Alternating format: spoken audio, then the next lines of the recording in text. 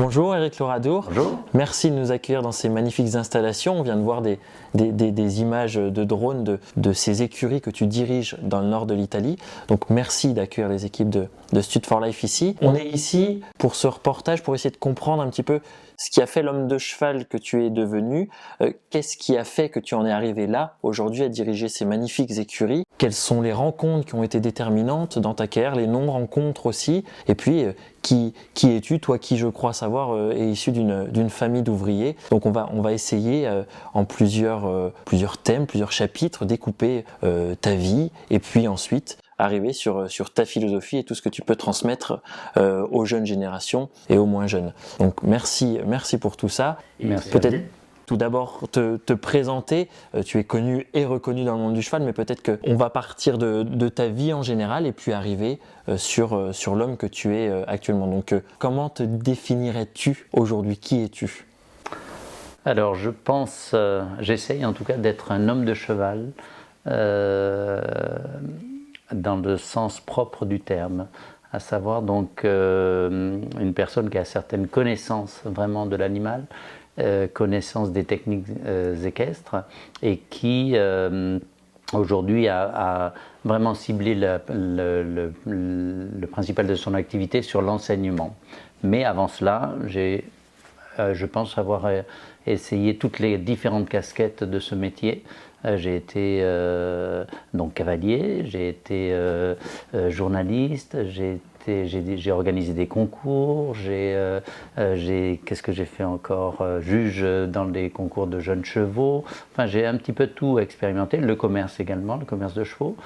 Et voilà, donc, et j'ai essayé de tout faire, disons, du mieux que je pouvais déjà, voilà. Et j'ai atteint un certain niveau dans tous les différents secteurs. Donc tu viens de balayer toutes tes casquettes. Quelle a été finalement la première casquette, celle qui t'a amené au cheval? Et d'où viens-tu? Est-ce que tu avais une famille équestre ou pas? Alors pas du tout, personne dans la famille ne montait à cheval et je suis issu donc d'une famille d'ouvriers du côté de papa et de maman une famille d'agriculteurs. Et ce qui m'a un petit peu poussé à aller vers le milieu du cheval, c'est tout simplement dès mon plus jeune âge, quand j'allais chez mes grands-parents à la campagne, il y avait toujours des ânes, des poneys, des chevaux dans les prairies, et j'étais toujours attiré par ces animaux, et donc dès que j'avais un petit peu de temps à perdre, j'allais auprès d'eux. Donc j'étais vraiment fasciné par l'animal au départ, et ensuite donc j'ai commencé à monter à cheval. Et j'ai commencé à monter assez tardivement, puisque j'ai commencé seulement à l'âge de 15 ans. D'accord, c'est vrai qu'on voit souvent soit des jeunes issus de milieux agricoles ou en tout cas équestres et monter à cheval très tôt et passer par les cases poney, enfant, junior, en tout cas jeune cavalier ensuite. Quel a été ton cursus? Qu'est-ce qui t'a amené professionnellement vers l'équitation? Alors, j'ai eu la chance de rencontrer un monsieur qui m'a permis déjà de monter à cheval. Ce monsieur était palefrenier dans le centre équestre de Souillac, puisque je suis originaire donc de cette ville. Et ce monsieur avait 75 ans, c'est un monsieur très atypique, qui vivait dans une cabane de jardin, sans aucun confort, et qui tous les matins faisait une vingtaine de box, malgré son grand âge, faisait une vingtaine de box à la brouette. Et il était atypique, comme je te disais, puisqu'il était souvent pieds nus, en short, torse nu. Et c'était un monsieur qui avait un mode de vie très particulier, qui avait sa femme qui vivait à quelques kilomètres de là, mais ils avaient compris que quand ils étaient trop ensemble, ça ne se passait pas si bien que cela. Donc il avait préféré vivre dans sa petite cabane de jardin et proche des chevaux. Et à côté de sa cabane, il y avait une autre cabane de tôle, enfin assez particulière comme ça, où vivaient deux chevaux, deux juments, la maman et sa fille de 3 ans. Et ce monsieur me voyait en permanence proche de l'enclos, essayer d'approcher ses chevaux et tout cela. Et au bout d'un moment, il est venu vers moi et il me dit tu montes à cheval, tu as l'air passionné, tu es tout le temps là à observer mes chevaux. Et je lui dis non, je ne monte pas à cheval, malheureusement, je n'ai pas les moyens financiers de monter à cheval, donc je me contente seulement de les observer. Et puis il me dit, eh bien, écoute, si tu veux, là donc il y a la maman avec la fille qui a 3 ans, et si tu veux apprendre à monter à cheval, tu n'as qu'à débourrer la pouliche puisqu'elle n'a jamais eu qui que ce soit sur son dos. Et donc à partir de là, j'ai commencé à me renseigner, à lire, à chercher. Lui n'était pas cavalier au départ, mais il avait quand même un minimum de base, donc il m'a un petit peu dirigé, on va dire. Et puis, et comme ça, j'ai débuté avec cette jument qui s'appelait Chita et avec laquelle j'ai réussi à faire des choses assez exceptionnelles, puisque sans connaître l'éthologie à l'époque, j'ai débourré cette jument. Donc, je sautais tout ce qui se présentait à nous. On allait se baigner ensemble dans le fleuve de la Dordogne. Enfin, des choses assez exceptionnelles qui ont développé, je crois, ma sensibilité, qui m'ont obligé à être dans une certaine recherche. Voilà, donc ça a été une fantastique école, on va dire, grâce à ce monsieur qui s'appelait Joseph Solana et qui était le grand-père de José Bérénol, qui a été champion de France. Et voilà. Et ce monsieur, donc, je lui dois beaucoup, puisque grâce à lui, j'ai pu donc commencer à monter à cheval. Et ensuite, malgré ses petit revenu, il m'a offert mon premier stage d'équitation au centre équestre, un stage de 15 jours, et c'est lui donc qui m'a permis de monter à cheval et de comprendre que c'était vraiment ma vie, ma passion. Est-ce qu'on se dit tout de suite, en tant que jeune enfant dans la génération dans laquelle tu étais, qu'on peut en faire un métier, qu'il y a plusieurs voies possibles, qu'on peut en vivre? Quelles sont les questions qu'on se pose à ce moment-là? Alors déjà, il faut savoir que moi j'étais un enfant assez turbulent. Donc j'étais le chieur de la famille, dans le sens où j'étais entre mon frère et ma sœur, après un incident dramatique, on va dire, mes parents ont perdu une de mes sœurs, la plus grande, et donc mon frère, après l'accident, a été beaucoup aimé. Comme ils avaient perdu une fille, certainement ils voulaient une fille, et puis moi je suis arrivé derrière, et puis un an, juste 11 mois même après moi, est née ma sœur, et donc moi je me suis retrouvé un petit peu entre deux, quoi, et j'ai pas eu autant d'attention, donc j'ai été, je l'ai analysé ainsi, turbulent, turbulent, parce que je voulais qu'on pense à moi, quoi, voilà. Et donc à l'école j'étais assez terrible, et Et puis finalement, j'ai vu que les chevaux, c'était vraiment ma passion et que donc je voulais en faire mon métier. Mais mes parents, n'ayant pas les moyens financiers de m'aider, avaient très peur que je m'engage dans ce métier. Et donc, grâce à l'appui de mon moniteur de l'époque, Gilles Cardon, qui a été mon premier moniteur, et de sa copine à l'époque, ils ont réussi à convaincre mes parents de m'engager vraiment dans le milieu des chevaux. Et comme cela, je suis parti en région parisienne en apprentissage, voilà, chez Monsieur Claude Lamarle. Voilà. Te voilà arrivé en région parisienne, Éric Loradour, issu un petit peu de la méritocratie, si je puis dire, étape par étape, en ayant à la base aucun contact avec cet animal, puis un premier contact, des premiers cours et une envie d'être professionnel dans le milieu, et l'apprentissage qui offre un parcours professionnalisant et en plus rémunérateur, on l'imagine, pour avoir ce deuxième pied à l'étrier sur un plan plus professionnel. Cette expérience parisienne, qu'est-ce qu'elle a fait dans la suite de ta carrière? Quel tremplin ça a été? Alors, cette expérience a été fabuleuse parce que j'ai eu la chance de tomber chez un homme de cheval qui était vraiment pointilleux sur le bien-être animal déjà, et qui fréquentait beaucoup de très bons cavaliers.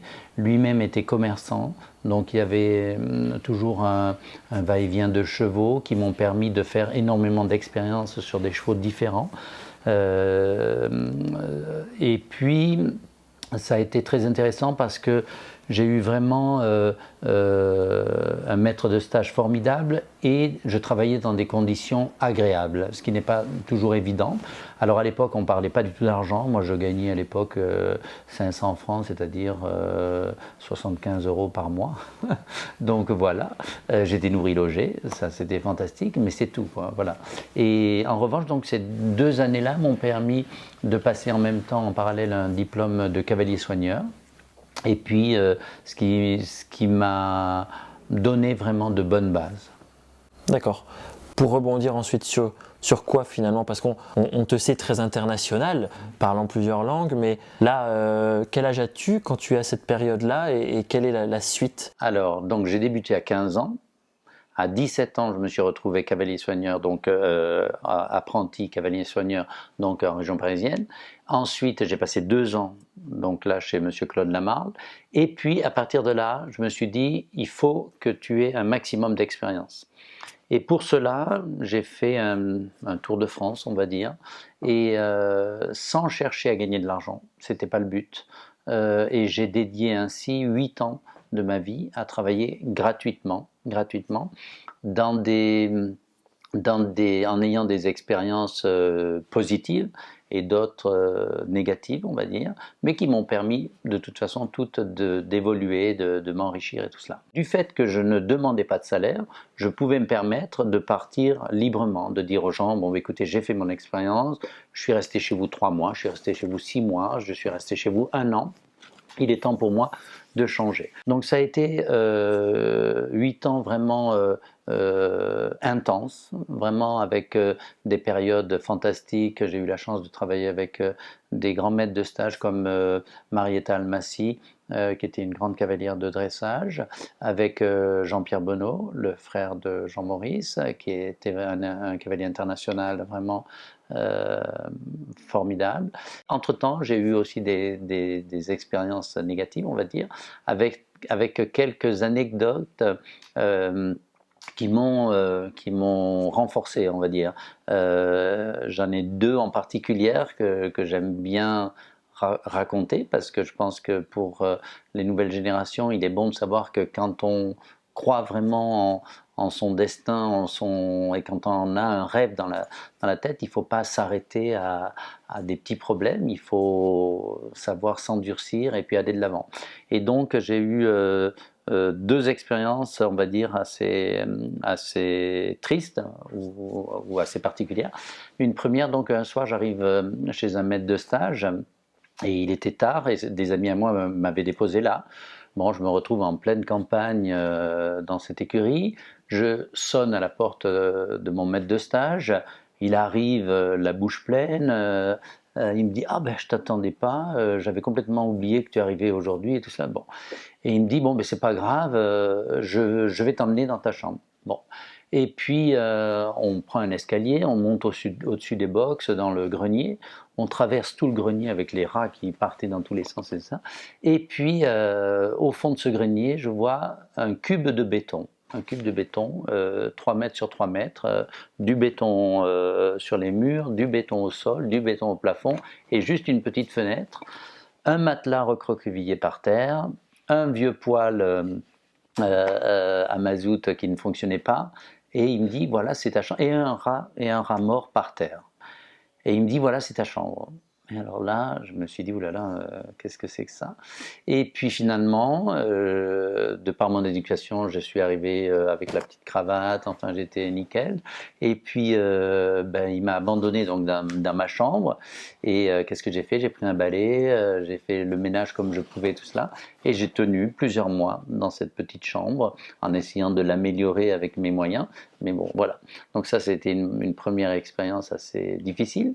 Et puis une autre expérience que je n'oublierai jamais, c'était un soir de Noël. Je, je vivais à l'époque dans une maison que les propriétaires de l'écurie m'avaient prêtée. Une maison qui était inhabitée depuis très longtemps.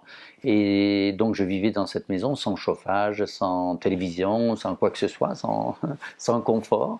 Le soir de Noël, donc je suis allé à une cabine téléphonique, parce qu'à l'époque on n'avait pas les portables.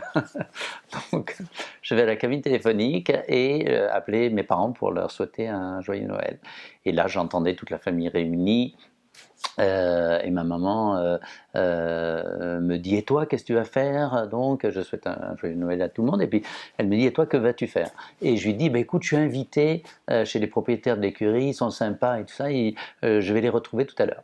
Et puis finalement à 20h30 j'étais dans mon lit tout seul au froid avec les couvertures remontées jusqu'au bout du nez et et en pleurant et en disant mais qu'est-ce que j'ai fait, pourquoi je me suis engagé dans ce métier, ai-je bien fait et tout cela. J'ai toujours décidé d'affronter seul les choses et puis voilà, donc ça a été des expériences qui ont été formidables en tout cas parce que comme je disais elles m'ont endurci et elles m'ont permis de voir aussi quel était le degré de passion que j'avais vraiment en moi parce que quand on a vraiment la passion on fait abstraction de bien des choses. Donc ça a été 8 ans, je répète, avec des expériences formidables et tout cela, 8 ans avec des expériences négatives, mais qui ont été profitables également. Voilà. Comment tout de même on peut pendant 8 ans se dire on se dédie, je l'entends pour quelques mois et c'est vrai que ça peut être un bon premier pied encore une fois à l'étrier pour imager, mais comment on peut se dire de mettre sa vie, sa situation financière de côté pendant 8 ans. Est-ce que tu peux nous en dire peut-être un peu plus à ce niveau-là? Bien sûr. Alors, c'est très simple. On n'a pas de gros moyens quand on est jeune. Voilà, j'avais pas de voiture, j'avais pas au début en tout cas. Bon, et donc on n'a pas de gros moyens. Et je pense qu'on avait moins besoin de moyens à l'époque parce qu'on n'avait pas le téléphone portable, on n'avait pas de la connexion à Netflix, à je sais pas quoi. Enfin bon voilà. Donc déjà. Ensuite, j'ai toujours été un bon employeur, un bon employé. Donc de ce fait, on me récompensait toujours. Quand on travaille bien, je pense qu'on est toujours récompensé. Donc les gens voyant mon implication vraiment, ma passion, m'ont toujours permis au minimum de manger et d'être logé et me donner un petit peu d'argent de poche. Et ensuite, j'ai commencé à faire du commerce de chevaux et j'ai un monsieur qui m'avait prêté de l'argent, qui me prêtait de l'argent bien sûr avec des taux d'intérêt à lui rembourser tout cela, mais en tout cas il avait le courage de prêter à un jeune sans moyens qui pouvait disparaître du jour au lendemain avec l'argent dans la poche. Et ce monsieur donc a été formidable pour moi parce qu'il m'a permis donc de faire du commerce, d'acheter des chevaux et c'était une activité même qui me passionnait parce que à l'époque pareil on n'avait pas internet, on ne voyait pas tous les chevaux comme on le fait aujourd'hui tranquillement devant son écran. Il fallait se bouger, il fallait aller un petit peu partout dans toute la France. Bon. Et moi, j'adorais cela. J'adorais cela parce que c'était extraordinaire. C'était vraiment la chasse au trésor, quoi. On, on va à la recherche du bon cheval. Et comme j'avais assez l'œil, on m'a toujours dit que j'avais un bon œil pour acheter les chevaux. Du coup, j'ai acheté pas mal de bons chevaux qui m'ont permis donc de toujours faire un minimum d'argent et tout ça. Donc voilà comment j'ai pu payer ma formation. Et c'est pour cela, et c'est vrai, comme tu disais tout à l'heure, c'était moins strict, les règles étaient moins strictes à l'époque, on pouvait se permettre. Aujourd'hui, le problème, on est rentré dans un système où automatiquement il faut être assuré social et tout ça. Moi, bien souvent, j'ai travaillé, je le reconnais aujourd'hui, peut-être c'était même inconscient parce que je me suis même retrouvé certaines fois hospitalisé à devoir payer moi-même mon hospitalisation. Donc, mais je prenais le risque, on prenait le risque parce que je voulais aller au bout de mon rêve. Voilà. Et du coup, déjà une bonne dizaine d'années finalement au contact des chevaux, on se dit à un moment qu'on est peut-être légitime ou qu'on peut aspirer à mieux ou en tout cas en vivre. Quelle est la suite? La suite, ça a été tout simplement, à une certaine période, j'étais dans l'est de la France, où pareil, je collaborais avec un marchand de chevaux, avec Monsieur Baldec. J'étais vraiment passionné par l'équitation américaine, j'étais subjugué par l'équitation américaine, et j'ai su qu'il y avait un stage qui se faisait à Bordeaux. Donc je suis parti de Mulhouse, j'ai loué un camion, loué les services d'un chauffeur qui m'a emmené jusque là-bas avec 3 chevaux pour faire un stage avec Georges Maurice. C'est un homme de cheval comme je n'en ai jamais plus connu après. Vraiment, c'est un enseignant exceptionnel, vraiment. Et donc, du coup, j'ai eu la chance de faire ce stage. Et à la fin de ce stage, Georges Maurice m'a demandé mon numéro de téléphone en me disant je viendrai te rendre visite, je viens régulièrement en Suisse voir des chevaux, je viendrai te rendre visite dans tes écuries. Et puis il est venu, alors moi au début j'y croyais pas, je me suis dit, moi le jeune con comme on dit, j'y croyais pas, je me disais non, il va pas venir me voir. Bon. Et finalement il est venu 2 ou 3 fois. Après notre 3e rencontre, il me dit écoute, j'ai besoin d'un assistant, j'ai l'idée d'acheter une écurie en Europe. Pour venir en Europe ici durant la période d'été, et de ce fait j'ai besoin d'un assistant. Donc je pense que tu peux m'aider, et donc je te propose pour l'instant de venir avec moi aux États-Unis de façon à apprendre ma méthode de travail et tout cela. Et ainsi j'ai eu la chance de partir aux États-Unis, voilà, à l'âge de 25 ans. Sur Stud for Life, il y a quelques semaines maintenant, on a justement mis en avant peut-être plus les différences que les ressemblances entre le continent américain et le continent européen. Toi, tu as connu ça il y a déjà quelques dizaines d'années. Qu'es-tu allé faire là-bas justement? Merci de le préciser. Qu'est-ce que tu en as tiré? Alors, moi j'ai vécu cette période-là donc dans les années 80, donc 87 exactement. Et donc en 87, déjà les États-Unis avaient une dimension autre, puisque les Américains avaient gagné tout aux Jeux Olympiques de Los Angeles. Et vraiment l'équitation américaine a pris ce qu'il y avait de meilleur dans toutes les méthodes. Et ils ont vraiment mis au point un système très très bien organisé, vraiment, vraiment la perfection. Je pense que c'est vraiment la meilleure école d'équitation au monde.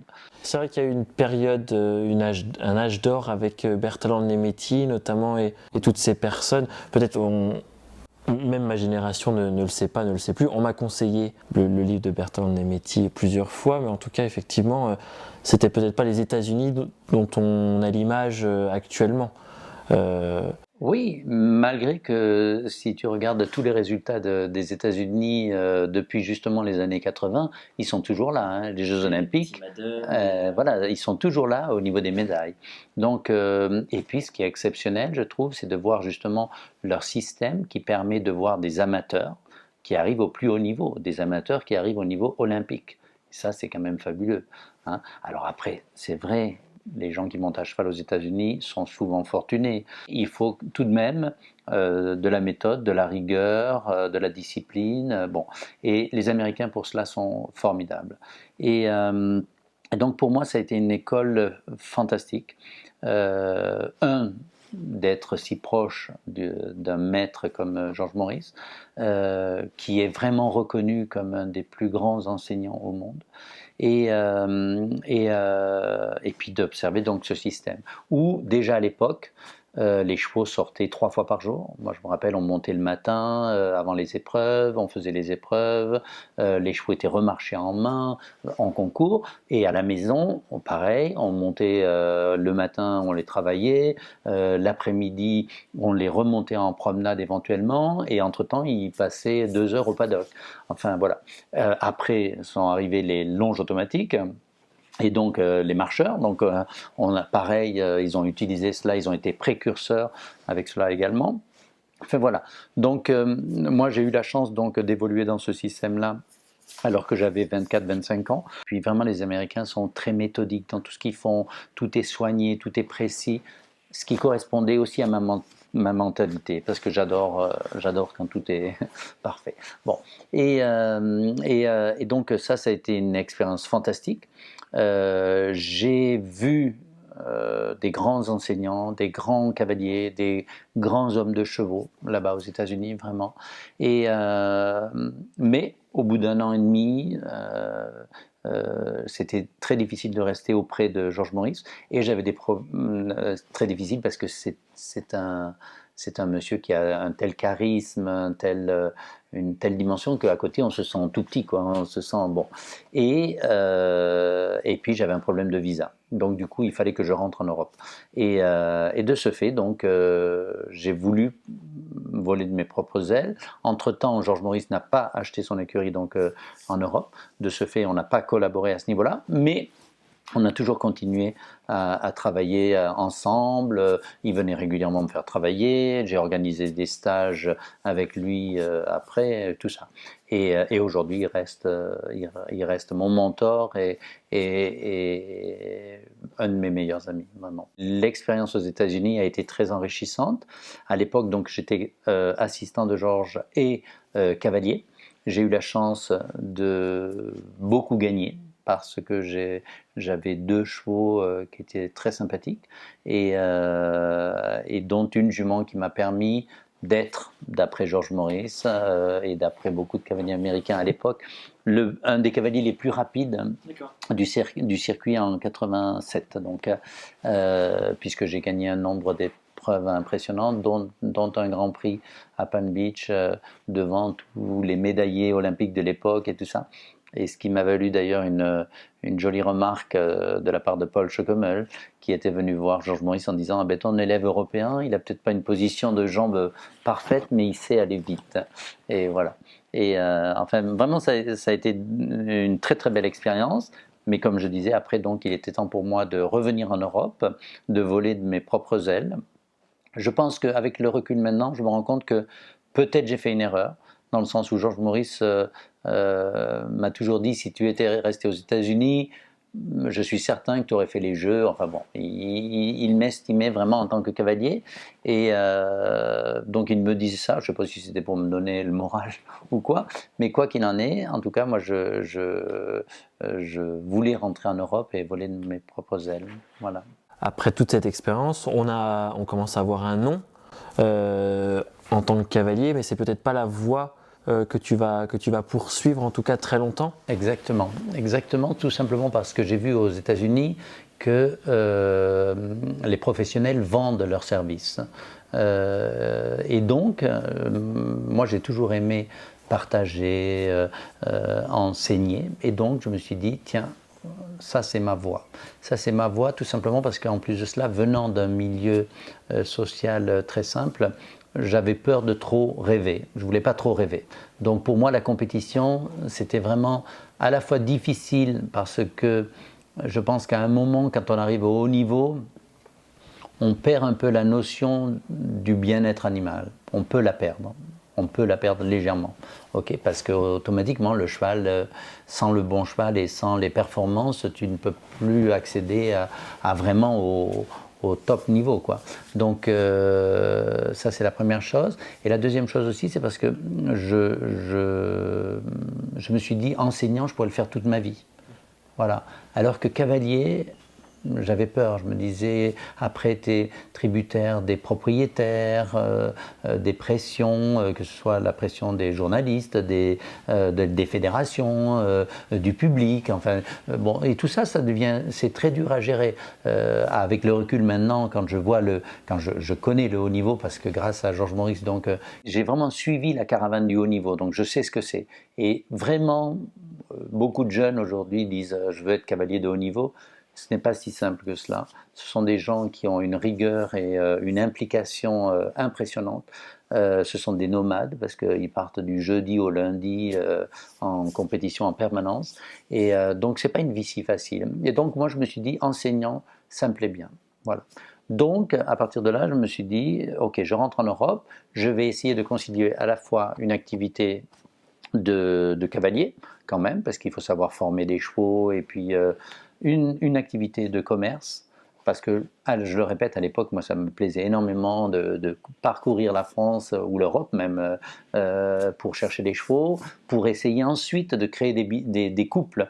C'est ça qui est fabuleux dans le commerce, je trouve. Et donc ça a été une deuxième activité aussi. Et puis, l'enseignement. Et puis, progressivement, je me suis vraiment concentré de plus en plus sur l'enseignement. Et aujourd'hui, par exemple, je ne vends plus un cheval, ça ne m'intéresse absolument pas. Parce que le commerce est devenu trop difficile, entre les problèmes vétérinaires. Aujourd'hui, un vétérinaire dit que la visite est OK. Une semaine après, avec un autre vétérinaire, il ne passe plus la visite. Enfin bon, déjà à ce niveau-là, c'est compliqué. Aujourd'hui, tout le monde vend des chevaux. Et je trouve même cela triste parce que à la fin, même quand les cavaliers parlent entre eux, ils parlent plus de négociation que vraiment de compétition ou d'équitation. Et ça, je trouve ça un peu regrettable. Voilà. Mais bon, en tout cas, pour en revenir après les États-Unis, donc je suis rentré en France. Je suis allé dans la région de Bordeaux, dans un centre équestre qui était merveilleux, le centre équestre du Barp, qui était tenu par un homme de cheval formidable encore, monsieur Jean Vigne. Et ce centre équestre était exceptionnel, vraiment un paradis pour les chevaux, avec au moins 3 ou 4 carrières en sable, un terrain de concours en herbe, tout ça au milieu des pins, enfin exceptionnel. Donc je suis rentré là. Et après cela, j'avais acheté une grande partie d'un élevage en Normandie, des poulinières, des poulains, tout ça, et j'ai revendu tout à un client italien. Et cet Italien m'a dit, si tu veux, viens passer 15 jours à la maison avec 2 ou 3 chevaux et je te les ferai vendre. Bon, et comme ça, j'ai été en Italie. Et ce monsieur, au bout de 15 jours, me dit, Eric, si tu veux, j'aimerais bien construire une écurie pour toi et pour mon fils, et que tu diriges cette écurie et qu'on s'associe. Et ainsi, j'ai débarqué en Italie, donc, et je suis resté là pendant 7-8 ans. J'ai eu énormément de succès en tant que cavalier. Mais cavalier, j'ai toujours eu des chevaux particuliers. Souvent, on m'emmenait des chevaux délicats, des chevaux à problème. Et puis, en parallèle, donc, surtout en tant qu'instructeur. Et là, j'ai eu beaucoup de succès puisque j'ai eu 3 élèves champions d'Italie, jeunes cavaliers, plusieurs dans les juniors également et tout cela. J'ai eu même carrément des équipes complètes qui étaient tous mes élèves, 4 élèves en CSIO.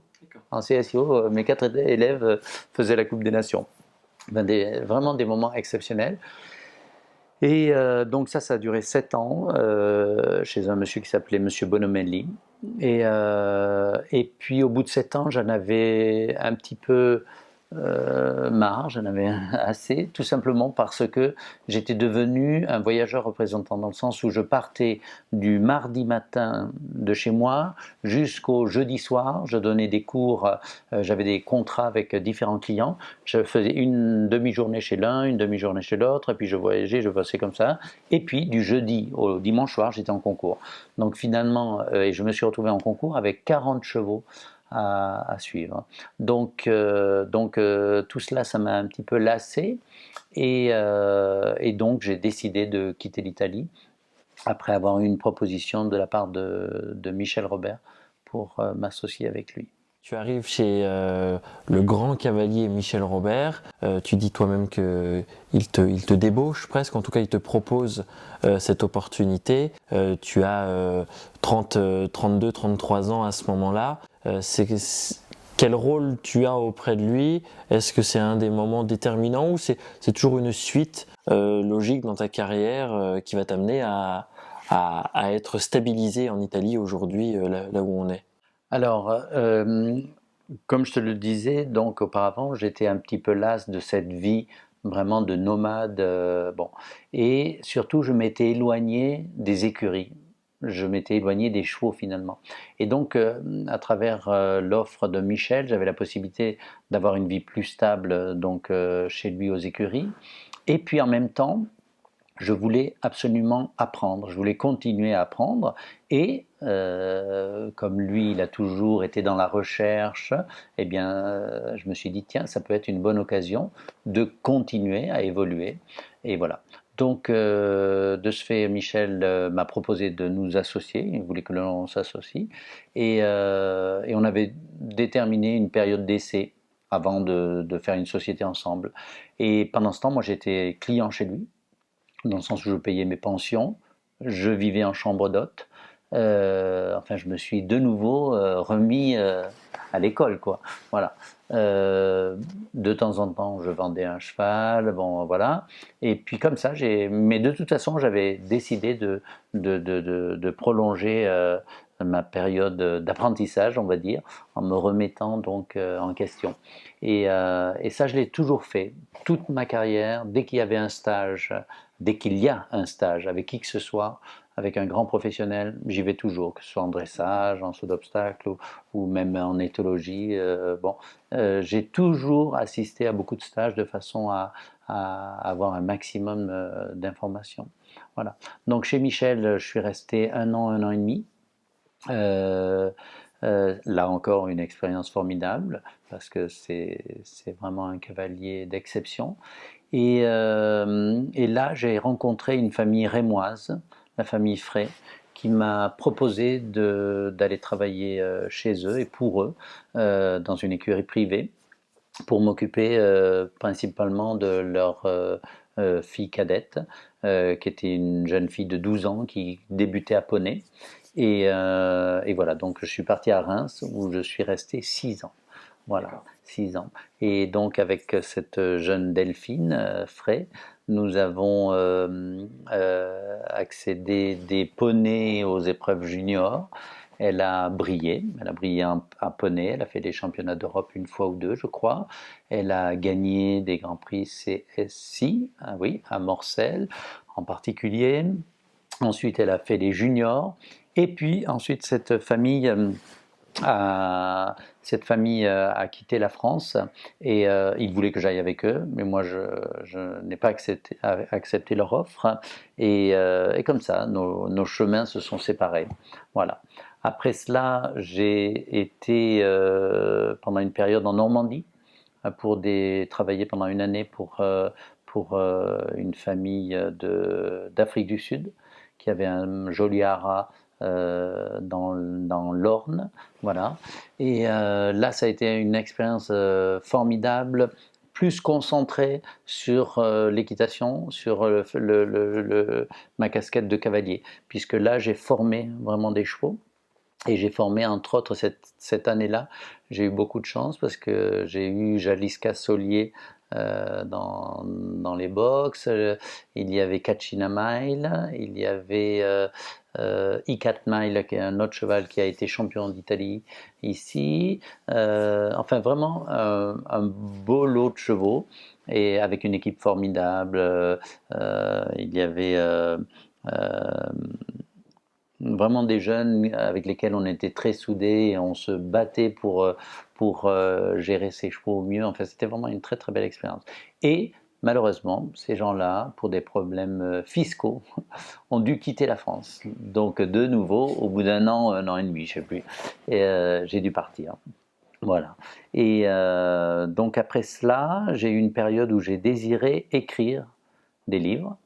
Et pour cela, j'ai voulu prendre un peu de recul avec l'équitation. Et là, j'ai eu deux jobs un petit peu particuliers.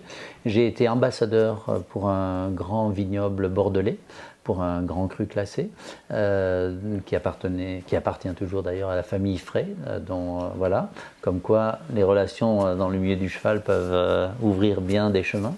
Et donc j'ai été là comme ambassadeur à accompagner l'œnologue. Et on faisait le tour du monde en permanence pour présenter les vins et tout cela, ce qui était très très sympa, une très belle expérience.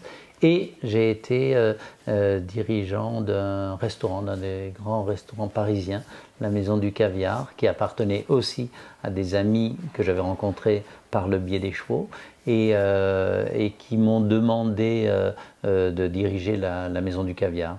Alors on va se dire, mais pourquoi ils dirigent un restaurant? Bon, tout simplement parce qu'avant d'être dans les chevaux, mes parents, donc, qui ne voulaient pas que je m'engage dans les chevaux, m'avaient dit de faire l'école hôtelière. Et dans ma famille, moi j'ai commencé à travailler très tôt. Et les premiers jobs que je faisais, à 13 ans, j'ai commencé à travailler. Et à 13 ans, c'était d'abord la plonge et après le service. Donc je connaissais bien le milieu de la restauration. Durant cette période, donc, quand j'ai travaillé à la fois dans le monde du vin et dans la restauration, je continuais quand même une activité dans le monde du cheval, à savoir que j'avais tout de même un cheval au Haras de Bory, que je vendais des produits, des enzymes qui avaient la faculté d'éliminer toutes les bactéries pathogènes dans le box. Donc je trouvais ce produit fantastique et donc je me suis mis à vendre cela en plus de mes activités donc hors du monde du cheval. Mais en même temps j'avais une société, donc cette société qui s'appelle Hello Jump et que je continue à diriger et dans laquelle donc j'avais toutes mes activités équestres. Après, j'ai eu la chance de rencontrer José Larroca, avec lequel j'ai eu une expérience là encore fantastique, parce que nous avons vraiment emmené un jeune cheval jusqu'aux Jeux Olympiques. On a préparé ce cheval-là qui s'appelait Royal Power, qui était un cheval assez particulier, assez difficile, beaucoup de sang, beaucoup de force. Et José d'ailleurs me disait souvent non, moi je peux plus, ce cheval-là il est trop difficile et tout cela. Et je lui disais non, insiste, va de l'avant parce que ce sera vraiment le cheval de ta vie. Et donc on a fait je l'ai accompagné sur les premiers Grands Prix Coupe du Monde et tout cela avec. Et en ayant un cheval en pension au Haras de Bory, qui est un merveilleux haras en région parisienne, en région de Rambouillet, j'ai rencontré donc Serge Varsano et son fils Dimitri, avec lesquels j'ai commencé une collaboration. Donc, ça a été fantastique parce que là encore, c'était un challenge formidable, à la fois parce qu'il y avait son fils donc, qui faisait les épreuves poney et ensuite junior, bon voilà, et aussi le papa qui se remettait à cheval alors qu'il avait monté très jeune, mais il n'avait plus monté depuis au moins 30 ans, plus de 30 ans. Il n'était pas trop sportif à l'époque, donc il a fallu le sensibiliser sur un mode de vie différent, voilà. Et avec Serge, ça a été une expérience fantastique, à la fois parce que Serge est un grand monsieur, et en plus très structuré. C'est là où j'aime bien moi travailler avec tous ces gens-là, c'est que ce sont des gens, il n'y a pas de secret. Si ce sont des gens qui réussissent dans leur métier, c'est souvent parce qu'ils ont des qualités assez incroyables. Et donc, c'est un plaisir de travailler avec des gens aussi structurés. Donc avec Serge, ça a été une expérience formidable, dans le sens où je l'ai pris donc au bas niveau, et puis on a été de l'avant progressivement, jusqu'à ce qu'il gagne, au bout de 2 ans, je crois qu'on travaillait ensemble, il a gagné des 6 bars à 1m90, il participait il voulait faire seulement des beaux concours, donc on allait faire les épreuves amateurs dans le Global Champions Tour, et là, il a gagné un nombre d'épreuves formidables. Et durant cette période, en plus, j'ai eu la chance d'avoir comme élève un jeune talent, Édouard Lévy, qui faisait donc les épreuves juniors avec moi, qui faisait ses premières épreuves juniors. Le garçon était un talent naturel qui avait toujours prouvé de son talent par le succès qu'il avait déjà eu dans le passé avant d'être avec moi. Il travaillait avec Sophie et Bruno Culturo en Normandie. Il avait été champion de France cadet, je crois. Enfin bon, il a toujours gagné.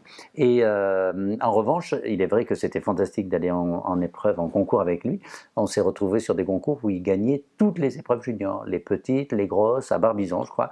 Il fait 6 parcours et il gagne 5 épreuves, je crois. Enfin bon, vraiment un talent formidable. Et un garçon intelligent, travailleur.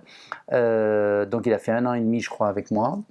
Et puis, il était très très bon élève à l'école et il avait quand même envie de se lancer dans ce métier. Et il dit aujourd'hui que s'il a fait ce métier, c'est moi qui l'ai un petit peu motivé à cela et il a compris surtout qu'il fallait très bien structurer les choses dans ce métier. Et donc, alors qu'il avait déjà eu son bac avec 2 années d'avance, il était indécis, il ne savait pas s'il faire l'université ou pas. Bon. Et puis finalement, moi je l'ai poussé à faire l'université. Et puis au bout de 15 jours, il est revenu vers moi, il m'a dit non, moi je peux pas, c'est pas mon truc, je veux absolument être cavalier professionnel, je veux vraiment m'engager dans cette profession. Et du coup, je lui ai dit ok, alors à ce moment-là, il faut que tu partes faire des expériences un petit peu à droite et à gauche, comme je l'ai fait moi-même. Et donc, je lui ai dit, quel cavalier tu apprécies vraiment et avec lequel tu aimerais travailler? Et là, il me dit, Patrice Delaveau. Donc, du coup, j'ai provoqué la rencontre et puis ainsi, il est parti travailler avec Patrice pendant 1 an et demi, je crois, ou quelques temps. Et à la suite de quoi, il est allé chez Ludger Beerbohm. Chez Ludger, ça a été très dur pour lui parce qu'automatiquement, il se retrouvait cavalier numéro 10. Et puis, il m'appelait régulièrement en me disant Eric, est-ce que tu penses que je dois continuer parce que vraiment j'ai le sentiment de ne pas évoluer, de ne pas avancer assez, tout ça, je voudrais m'exprimer plus, faire plus de concours et tout ça. Et je lui ai dit non, il faut absolument que tu te battes, que tu prouves à toi-même et aussi aux autres que tu es courageux, que malgré que le système peut-être ne soit pas adapté au mieux pour toi ou quoi, il faut que tu ailles de l'avant et ça va t'endurcir. Bon, et finalement il est resté 1 an. 1 an. Et voilà. Et aujourd'hui, je suis très heureux de voir son évolution, de voir son succès, parce que vraiment, c'est un garçon qui a toutes les qualités. Lui et Kevin, pour moi, sont des cavaliers hors normes, mais surtout des cavaliers penseurs, des cavaliers vraiment intelligents. Et parce qu'aujourd'hui, seulement le talent équestre ne suffit pas. Il faut aussi tout un ensemble de choses, savoir se vendre, savoir se présenter, savoir dialoguer convenablement avec un propriétaire, avec les médias, avec tout ça, c'est très important. Voilà. Donc ça, c'est l'expérience avec Serge Varsano qui a duré 6 ans. Des années formidables, vraiment, qui m'ont donné beaucoup de stabilité, et puis de m'exprimer dans ce lieu paradisiaque du Haradbori, c'était génial. Ma notoriété en tant qu'enseignant donc a débuté vraiment après les États-Unis, parce que j'ai appris aussi à être très structuré dans mon enseignement. Christina, c'était très amusant quand elle m'a appelé, parce qu'elle me dit, voilà, j'ai lu vos bouquins et je serais très heureuse de pouvoir travailler avec vous. Et j'ai dit ok, et elle me dit son nom et son prénom, puis moi j'entendais très très mal, et puis au bout d'un moment, n'ayant pas reconnu son nom, je lui demande ce qu'elle fait comme épreuve. Et là elle me répond, ben, j'ai fait les championnats d'Europe, j'ai fait les Jeux Olympiques, Et alors là je me suis dit, ah bon, ce n'est pas, moi dans ma tête je me suis dit, c'est Christine Alibert. Alors que c'était Christina Libert. Voilà. Quand je vais chez un élève comme ça, la première fois, je vais toujours gratuitement déjà, pour voir l'état d'esprit de l'élève et savoir quel est son objectif. Et j'aime bien ainsi pouvoir savoir si je suis prêt à m'engager ou pas avec la personne. Avec Christina, ça a été une expérience, là encore, exceptionnelle. Exceptionnelle tout simplement parce que Christina, à l'époque, n'était pas convaincue dans son équitation, elle n'avait plus autant de succès, elle avait eu pas mal de déboires avec certains chevaux, bon, et en tout cas des difficultés, pas de déboires d'ailleurs, mais des difficultés, et donc le challenge était très intéressant. Et là je me suis dit, pour qu'elle retrouve le moral, il faut qu'elle se retrouve de nouveau au milieu des meilleurs. Et pour cela, je l'ai incitée à faire le Global Champions Tour, tout simplement parce qu'elle se retrouvait donc au milieu des meilleurs cavaliers mondiaux. Bon. Et là, on a eu une année, après un hiver de travail, on a eu une année exceptionnelle, puisque Christina a fait un nombre de sans faute impressionnant. Dans les Coupes des Nations, triple sans faute dans le Grand Prix d'Hambourg, de Chantilly, quatrième du Grand Prix de Monaco. Et ensuite, elle avait un très bon cheval où elle a été très sollicitée pour le vendre. Et ça, c'était l'année juste avant les Jeux Olympiques. Et donc, finalement, elle a décidé de conserver son cheval. Et moi, je lui avais dit, parce que je n'allais chez elle qu'une fois par semaine, et je lui avais dit, si vraiment il y a un objectif des Jeux Olympiques, je voudrais pouvoir être chez toi à temps plein. On n'a pas trouvé un accord. Entre-temps, elle n'est pas certaine d'avoir sa qualification pour les Jeux Olympiques et tout ça. Donc du coup, on a arrêté là. On a arrêté là notre collaboration, aussi parce que j'étais satisfait. Elle avait repris le moral, elle avait beaucoup de succès, donc tout allait bien. Donc, vraiment. Et là aussi, ça a été une expérience fabuleuse parce que Christina a eu des chevaux exceptionnels. À la suite de quoi, j'ai eu un élève italien qui avait les chevaux à San Remo. Et cet élève de 20 ans m'a donné des satisfactions exceptionnelles, puisque là encore, il concourait dans les épreuves 5 étoiles du Global Champions Tour. Il a été deuxième du Grand Prix de Londres à 20 ans, donc, et à tel point que je me souviens toujours, tous les grands cavaliers étaient venus vers moi en me disant « mais d'où tu le sors celui-là, quoi, 20 ans, hop ». Il avait fait un barrage mais exceptionnel, il avait même fait la finale du Global Champions Tour à Doha, enfin bon, des très beaux concours et tout ça. Une très belle expérience, et grâce au succès de ce garçon, la fédération italienne s'est rapprochée de moi. Et en se rapprochant de moi, ils ont voulu donc que je sois entraîneur de tout le secteur jeune, à savoir donc des poneys, children, juniors et jeunes cavaliers. Et là encore, ça a été une expérience fabuleuse, parce que divulguer son savoir à autant de jeunes, c'est exceptionnel. Et donc je faisais 2 stages par semaine dans toute l'Italie, durant toute l'année. Et à côté de cela, donc j'accompagnais les jeunes dans les concours. J'observais bien de façon à ce que l'on puisse faire les bonnes sélections en vue des championnats d'Europe. Quand j'avais déjà fait une présélection, j'allais chez ces gens-là, en plus de mon travail pour la fédération, et gracieusement, j'allais chez eux pour travailler sur leurs points faibles, et ainsi comme ça on s'est présenté au championnat d'Europe. Et au championnat d'Europe, on a eu beaucoup de succès, puisqu'on a eu cette année-là 5 médailles, dont une médaille d'or historique à poney par équipe, et puis 2 médailles en children, 2 en junior, enfin bon. Voilà, beaucoup de succès, et là encore des moments très intenses, dont une petite anecdote justement, parce que je me souviens au championnat d'Europe, il y avait Marie Pellegrin qui était venue vers moi et qui m'avait dit mais c'est incroyable, t'es un gourou, quoi, parce qu'ils ont l'air de tous t'adorer, je te vois faire des réunions en permanence avec tout le monde qui vient t'écouter là, hein. Bon, et c'est vrai que je faisais beaucoup de réunions durant les championnats d'Europe comme cela. J'ai une anecdote que j'aime bien raconter, et qui était un moment vraiment intense. Durant l'épreuve par équipe junior, il y a un des jeunes qui sort à 8 points.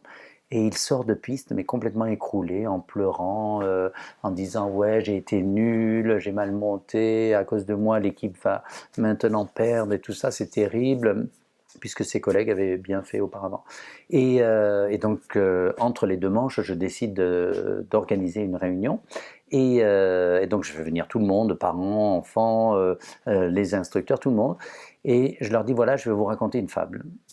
Et je leur dis, voilà, c'est l'histoire d'une grand-mère qui vit dans les montagnes et tous les jours, elle prend un chemin très sinueux et vraiment limite dangereux et vraiment pas joli au milieu de la roche comme ça et tout ça. Et elle prend donc son âne avec 2 seaux sur son dos qui va chercher l'eau au puits. Et donc tous les jours, elle fait ce trajet et ce trajet donc est désagréable. Et au bout d'un moment, il y a un des 2 seaux qui se met à pleurer. Et elle dit mais pourquoi tu pleures?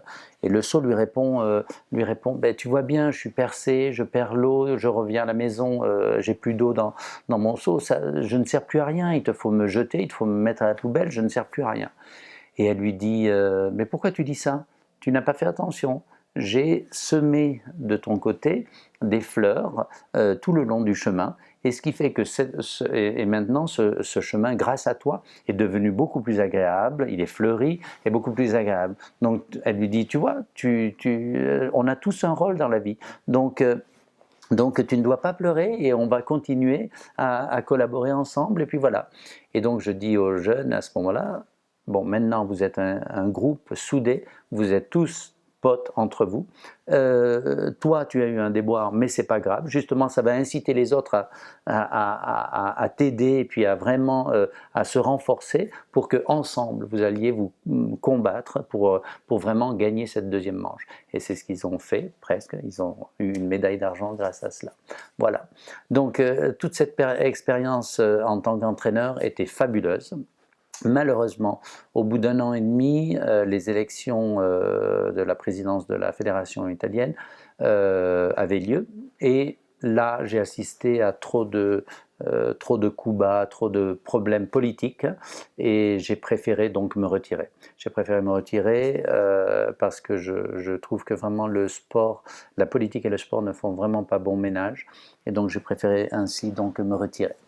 Avec beaucoup de peine parce que j'aimais ce rôle-là et il y a des périodes dans la vie où on est prêt aussi à accepter ces rôles-là parce que ce sont des rôles qui demandent beaucoup de temps, beaucoup d'énergie et dans lesquels on n'a pas le droit à l'erreur. Il faut vraiment, je trouve que ce rôle-là, et quand je vois aujourd'hui certains entraîneurs nationaux qui se permettent de faire du commerce, par exemple, moi c'était une chose que je m'étais interdit, vraiment. Quand je vois ou des entraîneurs nationaux qui récupèrent des clients chez eux ou quoi, je trouve que c'est pas loyal, c'est pas bien. Bon, enfin tout ça pour dire que j'ai préféré donc me retirer d'une vie fédérale et de nouveau donc je suis allé de l'avant de mes propres ailes et j'ai eu la chance de rencontrer juste après cette période-là la famille Sadran de Toulouse. Et en même temps, j'avais débuté une collaboration avec des propriétaires donc italiens qui ont voulu créer une écurie comme je le pensais. Ils m'ont laissé carte blanche pour vraiment construire l'écurie de mes rêves. Et donc ça a été fabuleux. Donc j'avais déjà entrepris cela. Les travaux étaient en train de se finir, tout commençait à être en place quand Monsieur Sadran, Olivier Sadran, m'a joint de façon à ce que je fasse travailler tout son team Chevelle. Voilà. J'ai accepté en lui disant tout de même que j'acceptais seulement parce que le fils de mes propriétaires en Italie étudiait à l'étranger pendant cette période-là. Et donc je lui ai dit, ce n'est que temporaire, je ne peux venir qu'une période, je ne sais pas combien de temps ça va durer, mais si vous voulez, temporairement, j'accepte le rôle. Et là encore, des très belles expériences parce qu'une très belle équipe, il y avait donc Maël Martin à l'époque, Nina Malvé, Jeanne et Louise Sadran et Mathis Burnov. Donc une très belle expérience, parce que je travaille avec des jeunes qui ont cette joie de vivre, cet enthousiasme, c'est fabuleux. Bon, donc une très belle expérience avec, j'ai dédié plus de temps, on va dire, à Jeanne, parce qu'elle en avait le plus besoin.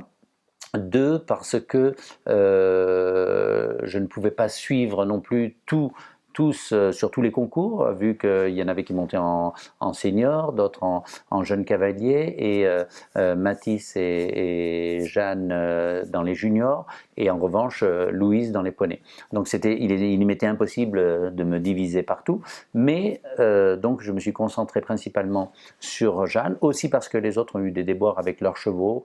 Et donc avec Jeanne, une très très belle expérience, parce que j'ai emmené cette jeune fille qui pouvait de temps en temps un petit peu craquer en sortie de piste, qui avait du mal à gérer ses émotions, faire un énorme travail là encore psychologique, et la voir évoluer au point de faire un très beau championnat d'Europe junior, en étant vraiment une des meilleures, de la voir faire les championnats de France où elle termine 3e, et avant cela lui faire faire son premier première épreuve au très haut niveau, 5 étoiles, durant la finale de Doha, où elle a fait son premier parcours 1,55 m en faisant une petite faute sur le dernier obstacle. Voilà. Et puis, durant cette période aussi, j'ai mis un petit peu en place le couple avec Vanham, avec son cheval de tête aujourd'hui. Et là encore, c'était fabuleux. Fabuleux, parce que j'ai vu cette jeune fille qui vraiment montait de plus en plus dans un mode que j'apprécie énormément, dans la fluidité, dans le mouvement. Donc elle a fait vraiment des parcours exceptionnels. Je me souviens d'ailleurs, à la sortie de piste à Valkenswaard, tous les professionnels belges étaient venus nous voir en disant: extraordinaire, on n'a jamais vu le cheval sauter de cette manière, en parlant de Vanham, et vraiment, non, c'était vraiment génial. Bon, et donc malheureusement, cette expérience n'a pas pu durer longuement. Au bout d'1 an et demi, je crois, j'ai dû arrêter. Parce que je n'en pouvais plus de faire tous ces voyages en permanence, l'Italie, la France, Toulouse, les concours internationaux aux 4 coins de la planète. Enfin, c'était très difficile. Donc, et en plus, il était prévu que mon élève remonte à cheval ici, mon élève ici en Italie. Donc de ce fait, je suis revenu en Italie, où je dirige donc ces écuries qui ont été faites vraiment en respectant le bien-être animal. Moi, tout ce qui m'importait, c'était vraiment mettre en œuvre une écurie où je savais que mes chevaux auraient pu à la fois aller vers le haut niveau, mais en respectant leur idéal. Et pour cela, donc, on a créé une écurie avec une piste de galop, en montée-descente, un manège très spécifique qui leur permet de travailler toujours avec beaucoup de bonheur, parce qu'il est vitré autour et tout ça. Bon, enfin tout ça on le verra après dans un prochain chapitre, hein, si vous voulez bien, je vous ferai visiter. Hein. Et en attendant, donc en Italie, donc avec ce jeune homme, l'objectif c'était c'est pas un garçon qui veut être professionnel, c'est un garçon qui veut se faire plaisir. Il me dit toujours que son objectif serait de devenir un peu comme un José Larroca, qui est un amateur qui monte au plus haut niveau. Donc ça, c'est son objectif. Et ainsi, donc, on a travaillé sur un groupe de chevaux qui lui permettait de faire de l'expérience, et en parallèle, un groupe de jeunes chevaux que l'on construit d'une façon un petit peu particulière, puisque les chevaux ont une progression très lente, puisque ces chevaux ont fait très peu de concours à 5 ans, aucun concours à 6 ans, 6 parcours à 7 ans, et seulement à 8 ans, ils ont fait 8 concours. Et durant toute cette période, ils ont passé 6 mois au pré.